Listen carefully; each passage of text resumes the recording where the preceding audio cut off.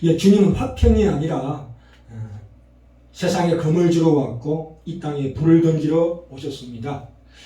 신구약 성경 모두 히브리서나 신명기에서 우리 하나님은 소멸하는 불이시니 경건함과 두려움으로 하나님 앞에 나아가자라고 말씀하시고 계십니다. 오늘은 특별히 부모가 자녀에게 하는 훈육의 문제를 통해서 은혜 받고자 합니다. 오늘 읽은 본문 말씀 특별히 6장 4절 에베소서 6장 4절에 또 아비들아 너희 자녀를 노엽게 하지 말고 오직 주의 교훈과 훈계로 양육하라 하는 말씀과 구약의 잠언의 13장 24절에 내를 아끼는 자는 그의 자식을 미워함이라는 이 두 극단을 어떻게 조화시키느냐 하는 문제를 다뤄보고자 합니다. 성경의 가르침은 언제 어디서나 완벽한 균형과 조화로운 형평성에 근거하고 있습니다. 하나님의 공의는 성경의 은혜와 율법을 조화시킵니다. 아멘. 예수님께서 마태복음 5장 17절에 율법과 선지자를 폐하려 온 것이 아니다 나는 도리어 완전케 하려 왔다 이렇게 말씀하고 계십니다. 아멘. 우리가 보통 하나님은 진노의 하나님이 아니고 무조건 사랑의 하나님이다. 그래서 우리가 십자가를 원할 때 그냥 감상적으로만 생각하고 그래도 나는 하나님께서 나를 용서하신다라는 그냥 넘어가면 안 된다 이 말입니다. 성경은 항상 피 흘림이 없은즉 죄사함이 없느니라 히브리서 9장 22절에 나오지요. 성경은 언제나 번제와 희생제사 및 속죄의 피가 꼭 필요하다고 강조합니다. 그래서 성경은 도처에서 징벌을 가르칩니다. 그것이 십자가입니다. 왜냐하면 인간이 본성적으로 악하기 때문에 그러므로 우리에게 거듭남과 중생, 말하자면 신의 본성에 참여하는 것이 필요하다 이 말씀입니다. 칠판을 보실까요? 우리가 은혜 아래 있기 전까지는 율법과 양심의 지배를 받아야 한다 이 말씀입니다. 특별히 부모가 자녀를 훈육할 때, 교육할 때 그래서 하나님께서는 이 국가와 왕과 통치자들을 세우시는 이유는 인간의 악한 본성을 말하자면 법으로 최소한도로 억제하기 위해서 그렇게 하십니다. 이 법이라는 것은 이 징벌이 없으면 그 법은 있으나 마나하다 이겁니다. 그렇기 때문에 하나님께서 이 신구약 통틀어 이렇게 균형 있는 조화 있는 극단의 말씀을 조화시키길 원하십니다. 우리 뇌지 교육 이론이 있습니다. 그것은 교육의 문제에 있어서도 현대인의 견해는 인간의 본성이 근본적으로 선하다는 것을 전제로 합니다. 이것이 현대 교육 철학의 핵심입니다. 오늘날의 교육은 아이들이 스스로가 배워야 될 것을 스스로 선택하고 판단하고 결정해야 한다는 개념에 근거하고 있습니다. 그것이 특별히 과거에 유행했던 마리아 몬테소리 교육 이론이었습니다. 우리가 과거에는 무조건 우리가 구구단이나 이런 것들 외웠죠. 그런 교육이 있었습니다. 그런데 그런 교육은 안 좋다 이겁니다. 자녀로 하여금 선택하게 해라. 그러니까 인간이 선하다는 것을 전제로 하고 그 안에 존재하는 가장 선하고 고귀한 품성에 호소해야 된다고 그들은 믿습니다. 그래서 참 모든 면에서 항상 긍정적인 태도를 가지고 그럼으로써 당연한 결과로서 모든 형태의 체벌을 금지하고 있습니다. 그래서 우리가 국가의 법으로서 또 사형제도도 폐지하고 있죠. 요즘에는 또 우리 나이가 학교에서 올바른 행동을 하지 못하면 정신과 의사에게 보냅니다. 그래서 심리학적으로 적절한 치료를 받아야 한다. 어린아이가 좋아하는 것을 하는 것을 놔둬야 한다. 말과 행동으로 모범을 보이면 사람은 바뀐다. 그러나 인간의 성격은 바뀌지 않는다고 말씀하고 있습니다. 단 하나님께서 그렇게 놔두지 않습니다. 우리 기질이 바뀐다 이렇게 말씀하셨죠. 이 기질이 바뀐다. 기질이라는 건 뭐냐면 항상 말씀드리지만 우리 성격은 그대로 놔두고 그 성격이 과거에는 죄와 타락으로 넘어갔지만 이제는 하나님의 의와 진리와 거룩함으로 넘어가는 그러한 우리에게 자유를 주셨다 이 말입니다. 그것이 구원이요 중생이요 거듭남입니다.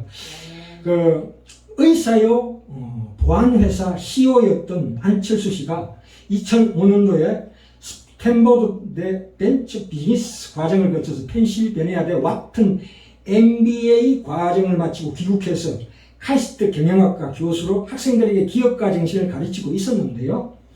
그 사람이 무슨 얘기했냐면 자기가 와튼 스쿨 MBA라는 게 뭐냐면 그 실무적인 경영 능력을 기르게 하기 위해서 기업 엘리트를 배출하는 그 경영 대학원입니다. MBA가. 거기에서 당시 법대 교수가 무슨 얘기했냐면 정말로 내가 보기에 머리 좋은 학생들이 있어서 A+를 안 줄 수가 없었는데 나중에 10년 후에 그들을 추적을 해보니까 대부분의 아이들이 감옥에 가 있었다 이 말을 한 적이 있다 이 말입니다. 우리가 이제 대한민국도 그렇고 금융위기에 왔는데 그걸 역으로 추적해 보면 그 중심에는 이 MBA 출신들이 많았더라 이래. 그러면 과연 그 어떤 마리아 몬테소리 교육이나 이런 걸 통해서 자녀들이 그 자기의 똑똑한 영재 교육을 통해서 똑똑한 사람이 되었는데 그것을 그 사람들이 과연 얼마나 우리 사회에서 도움이 되었는가가 참으로 궁금해집니다. 이런 걸 통해서 참으로 이 교육이라는 게 그렇게 중요합니다. 우리가 알다시피 이 안철수 씨가 보안회사를 운영했죠. 보안회사라는 것은 범죄가 높아야 수익이 창출이 됩니다. 안 그렇습니까? 범죄가 있어야 수익이 창출된다고요. 또한 병원도 마찬가지예요. 환자가 많아야 말하자면 우리나라 GDP가 올라갑니다. 이런 아이러니, 참 역사의 아이러니죠. 우리가 어떤 공직이나 공기업이나 기업을 운영하는 CEO들이나 어떤 관리자들은 그 마음속에 어떤 사명감이 중요하다 이겁니다. 그걸 단순히 돈벌이 수단으로 하면 안 된다 이거예요. 그래서 하나님께서는 이 땅에서 이런 법을 세워 두셨습니다. 그것은 하나님의 일반 법칙입니다. 마찬가지로 오늘 에베소 6장 1절부터 4절까지 말씀해 보면은 첫 번째 나오지요. 자녀들아 너희 부모에게 순종하라 이렇게 나옵니다. 말하자면 이 에베소서 6장 1절부터 4절까지 말씀은 5장 15절부터 말씀하는 성령의 충만을 받으라와 연결이 됩니다. 그렇지요. 우리가 성령 충만이라서 보통 우리가 그 진리 가운데 우리가 기쁨을 느끼고 감격을 느낀다는 거 아니겠어요? 그러나 그것들이 결국 어디로 가느냐가 중요합니다. 그 실제적인 목록을 지금 얘기하고 있어요. 그 성령 충만이 어떻게 우리 삶에 적용시켜야 되느냐 이런 말씀이죠. 그래서 그것을 부부 관계에서 부모와 자녀 관계에서 직장 상사와 직원의 관계에서 반드시 표현되어야 한다. 이겁니다. 그게 성경의 말씀입니다. 그래서 그리스도를 경외함으로 피차 복종하라는 말이 나오죠. 피차 복종한다는 말이 굉장히 중요합니다. 그렇죠? 서로가 상대방에게 굴림해서는 안 된다. 그건 무슨 얘기냐면은 그 하나님께서 우리에게 부모를 허락하시고 자녀를 허락하시고 부부관계를 허락하신 것은 부부관계가 또는 자녀와 부모 관계가 우리가 우연히 만났다고 볼 수 없습니다. 그것은 하나님께서 정하시는 것입니다. 그것은 하나님의 일반 법칙이에요. 일반 은총입니다. 그런데 그 가운데서 하나님께서 우리에게 주시는 메시지는 뭐냐면 이 부모라는 것이 자녀에게 하나님을 대신할 수 있는 어떤 권위자로서의 표현의 상징입니다. 그게. 그래서 뭡니까? 부모가 자녀를 어떻게 생각합니까? 불쌍하게 생각해야 되죠. 그죠? 그리스도의 마음과 주님께서 나를 위하여 하신 일을 기억하고 그를 자비를 베풀어라 이거예요.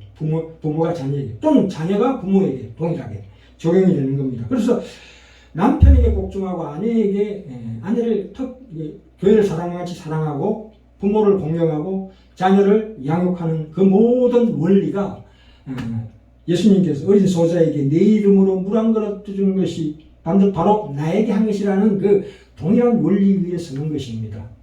그래서 이런 걸 꼭 이해하셔야 합니다. 그렇다고 해서 우리가 자녀 문제로 넘어가기 전에 부모가 자녀에게 하는 그 교육에 넘어가기 전에 자녀가 부모에게 이렇게 얘기하면 안 됩니다. 북한 공산당처럼 부모 없이는 살아도 어버이 김일성 수령님 없어지는 못 산다. 이건 성립이 안 됩니다. 우리가 이제 구약에 보시면 그런 법칙이 있지요. 나 외에 다른 신을 두지 말라. 그런 말씀하셨습니다, 분명히. 그러면 나 외에 다른 신을 두지 말라 하는 것이 그 속에 포함되어 있는 전 내용이 아니라고요. 내가 우상을 섬기지 않았다는 것만 그 속에 포함된 내용이 아니고 그게 결국 어디로 가느냐 하면 주님만이 하나님이시며 내가 그분 앞에만 무릎을 꿇을 것을 약속하는 거예요. 그건 무슨 뜻이냐? 다른 신에게 절 안 하는 것으로만 나타나는 것이 아니라 그 내가 경배하는 그 하나님께서 모든 만물을 만드시고 이제 죄악이 수중에서 신음하는 자들을 불쌍히 여기사 예수 그리스도를 보내셨다는 그 마음에 동참해야 된다 이 말입니다. 그렇죠? 그래서 부모와 자녀 관계는 특히 자녀가 부모를 바라볼 때 뱀같이 지혜롭게 처신을 해야 합니다. 일테면 이런 거 있죠. 부모가 믿지 않는 부모다 했을 때 부모가 야 내가 죽으면 네가 제사 안 드리지 그러면 아이고 100번도 더 제사 드려야지요 이렇게 말하는 게 그게 뱀같이 지혜로운 행동입니다.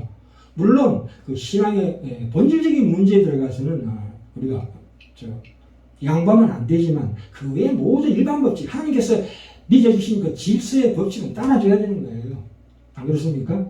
그래서 이런 문제를 참으로 우리가 깊이 생각하고 행동해야 합니다. 자 오늘 자녀의 문제로 들어갑니다. 부모가 자녀에게 어떻게 해야 되는가? 여기 보시면 6장 4절에 또 아비들아 너희 자녀를 노엽게 하지 말고 오직 주의 교양과 훈계로 양육하라 이 말씀이 나오고 있습니다. 분명히 교훈과 훈계라고 합니다. 여기서 교훈이란 말은 부모가 자녀에게 영향을 공급한다 이런 뜻입니다. 교훈이라는 것은 여기에 얘기하는 주의 교훈과 훈계로 양육하라는 것은 교훈이라는 뜻 속에 부모가 자녀에게 해주는 일용할 양식이 있다 이 말입니다. 그 일용할 양식이 뭡니까? 날마다 어머니가 식탁에 차려주는 밥 아니에요? 매일 먹는 거예요. 매일 먹는 거. 그렇게 공급하라 이 뜻입니다. 예. 그래서 에베소 5장 29절에 뭐라고 나옵니까? 누구든지 언제든지 제 육체를 미워하지 않고 오직 양육하여 보호하기를 어떻게 하라고요? 그리스도께서 교회를 보양함과 같이 할지니 이렇게 나옵니다. 그래서 부모가 자녀를 그렇게 보양하라. 보양하라. 예. 우리가 자녀들에게 세상에서 잘 되고 출세하는 성공해라. 이 부모가 말 안 해도 그거는 자녀들이 먼저 압니다. TV를 통해서라든가 친구를 통해서 끝없는 세상의 도전을 통해서 그 마음에 그런 본능적으로 눈에 보이는 게 있어가지고 잘 되고 싶은 욕망이 있습니다. 그것은 굳이 교육할 필요가 없습니다. 그게다 대고 야 너 좋은 학교 가서 출세해라 그러면 잘못된 열정과 욕정에다가 휘발유를 끼얹는 거하고 똑같아요. 그런 교육 시키면 안 됩니다. 그러나 부모가 자녀를 기르는 것은 결국 인내의 싸움입니다. 얼마나 끈질긴 싸움을 하느냐가 중요합니다. 하나님께서 우리를 고치시기 위해서 주님을 보내신 것처럼 주님의 십자가 대속의 방법으로 우리를 구원해내시는 그것을 잘 생각해야 합니다. 또한 부모가 자녀를 이렇게 양육하고 교훈하는 뜻은 자녀만을 위해서 그런 거 아닙니다. 하나님께서 우리에게 맡기신 일들, 특히 부모가 자녀에게 맡긴 일 속에는 자녀를 위한 목적보다는 더 1차적으로 자기 자신, 부모에게 먼저 초점이 있는 이유가 있습니다. 그것은 뭐냐면 이 부모가 자식을 기를 때 그 고통스러운 과정을 통해서 내 자신이 얼마나 많이 나를 쳐서 복종시켜야 되는가를 확인하는 과정이 훨씬 더 근본적이고 또 중요한 목표가 된다 이 말입니다. 자녀를 양육하는 문제에 있어가지고 날마다 하나님의 말씀으로 양육하는 것이 자녀를 위한 것뿐만 아니라 첫 번째 1차적으로는 나 자신을 위한 거다. 그래서 이 5장 29절에 나오지 않습니까? 누구든지 언제든지 제 육체를 미워하지 않고라고 되어 있습니다. 제 육체를 미워하지 않고. 그래서 상대방이 하나님께서 허락하신 그 관계 속에서 오직 양육하여 보호하기를 이렇게 나옵니다. 이게 하나가 됩니다. 두 개가 이렇게 모순과 역설, 아이러니가 함께 하는 거지요. 그래서 역전되는 어떤 뭐가 있습니다. 그 속에서 교회를 보양과 같이 하나니 이렇게 됩니다. 예. 특별히 이 훈계, 교훈과 훈계로 양육하라. 교훈은 그 속에 우리가 자녀에게 끊임없이 영향을 공급해야 되는, 일용할 양식을 공급해야 되는 부모의 책임을 얘기하고 있고, 여기 훈계로 양육하라는 것은 훈계 속에는 뭐가 있냐면 반드시 용기를 줘야 되고, 권면해야 되고, 위로해야 되고, 그것이 기본입니다만 또 하나 있어요. 꾸중과 책망이 포함됩니다. 이 꾸중과 책망은 그 속에 주님의 교훈이 들어있어야 합니다. 내 감정에 치우쳐서 일관성 없이 자녀를 꾸짖으면 안 됩니다. 주님의 훈계로 제한되고 있습니다. 반드시 어떤 특정한 주님의 훈계, 주님의 교훈 속에서 자녀를 양육해야 된다 이것입니다. 아멘. 그래서 주님께서 요구하시는 것, 주님께서 가치를 인정하시는 것, 그래서 주님께서 기뻐하시는 것으로 자녀를 꾸짖고 권면하고 격려해야 된다. 아멘. 우리가 자녀를 양육할 때 말과 행동에 일관성이 없는 체벌은 안 됩니다. 아멘. 징벌하라고 해서 그렇게 해서는 안 됩니다. 기분 따라 하면 안 됩니다. 그래서 우리가 보면은 자녀들에게 어떤 걸 가르쳐야 되냐면 하나님 또 우리 예수 그리스도 성령 하나님에 대해서 부지런히 가르쳐야 합니다. 구약에서도 이 일은 언제나 부모된 자의 가장 큰 책임이기도 했습니다. 신명기 6장 4절부터 9절 말씀 볼까요? 구약 성경 271쪽입니다. 이스라엘 사람아 들어라. 우리 하나님 여호와는 오직 유일한 여호와시니 너는 마음을 다하고 뜻을 다하고 힘을 다하여 하나님 여호와를 사랑하라. 오늘 내가 내게 명하는 이 말씀을 너는 마음에 새기고 너의 자녀에게 부지런히 가르치며 집에 앉았을 때든지 길을 갈 때든지 누워있을 때든지 일어날 때든지 이 말씀을 강론할 것이며 너는 그것을 네 손목에 메어 기호를 삼으며 네 미간에 붙여 표로 삼고 또 너의 집 문설주와 바깥문에 기록할지니라. 이렇게 합니다. 그래서 그 분위기가 부모가 자녀를 가르치는 그 분위기가 이래야 된다 이 말입니다. 아멘. 우리가 보통 그 신앙생활 오래 하다 보면은 권사님, 집사님, 장로님, 목사님의 가정의 자녀가 더 못되는 신앙이 더 나쁜 경우를 봅니다. 소금이 땅에 떨어져 밟힌 모습이죠. 소금이 제맛을 못 내니까. 예. 우리가 성경 말씀에는 부모가 교육자로서 써야 된다 이 말입니다. 아멘. 교육을 학교나 선생님에게 맡기면 이걸로 만족해서는 안 됩니다. 우리가 살아가면서 모든 당하는 어떤 그 상황, 정황 속에서 뭔가 결정하고 하는 그런 속에서 하나님이 주시는 그 체계, 그 일관성, 하나님이 주시는 영원한 가치를 통해서 내가 무엇을 어떻게 해야 될 것인가, 어떻게 살 것인가가 전부 거기에 가서 부딪히게 되어 있습니다. 내가 내리는 모든 판단에 기초가 거기에 서 있어야 된다 이 말입니다. 아멘. 그런 것들을 자녀에게 심어줄 수 있는 자녀에게 가장 중요한 장소가 가정이다 이 말입니다. 옛날에는 노동력이 부족해가지고 자녀를 많이 낳아가지고 농사짓게 하는 것이 전부였습니다. 부모가 먹고 살자니까 어쩔 수 없이 자녀를 혹사시키는 경우가 있었어요. 그래서 자녀 교육은 고사하고 자녀를 혹사시키는 경우가 있었기 때문에 국가에서 법으로 초등학교를 의무교육 제도를 만든 것입니다.